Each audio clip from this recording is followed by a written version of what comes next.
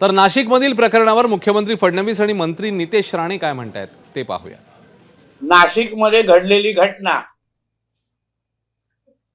ज्याला कॉर्पोरेट जिहाद म्हणून म्हटलं गेलेलं आहे, त्यासाठी पहिलं तर नाशिक पोलिसांचं, एसपींचं आणि त्याच्याही पेक्षा राज्याचे मुख्यमंत्री आदरणीय देवेंद्र फडणवीस साहेबांचं मी मनापासून आभार मानेन। आमच्या बहिणींना जो न्याय मिळवून दिला, हे जे काही लँड जिहाद, लव्ह जिहाद आणि आता कॉर्पोरेट जिहाद हे जे काही करतात,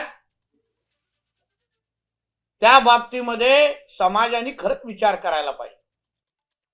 पहिले जे आपण पाहत होतो की हे प्रकरण मुलीला छेडछाड पर्यंतच मर्यादित आहे का, परंतु नंतर असं लक्षात आलं की ह्या मुलींना छेडछाड ही एका दिवसाची नाही तर अनेक महिन्यापासून, वर्षापासून हे चालू होतं आणि हे प्रकरण एका मुलीबरोबर नव्हतं, तर अनेक मुली यात गुंतलेल्या होत्या आणि त्यांना नंतर त्यांच्याशी लग्न करणे किंवा त्यांचं धर्मांतर करणे हा सुद्धा एक त्यांचा प्रयत्न होता।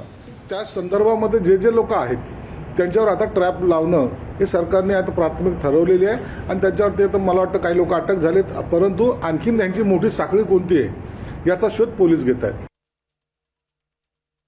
हे अतिशय गंभीर प्रकरण आहे, पोलिसांनी हे उघडकीस आणलेलं आहे आणि या अशा प्रकारच्या एका टेक्नॉलॉजी कंपनीमध्ये ज्या प्रकारे त्यांनी दबाव आणून आणि धर्मांतरण आणि लैंगिक शोषण केलं हे फारच धक्कादायक आहे।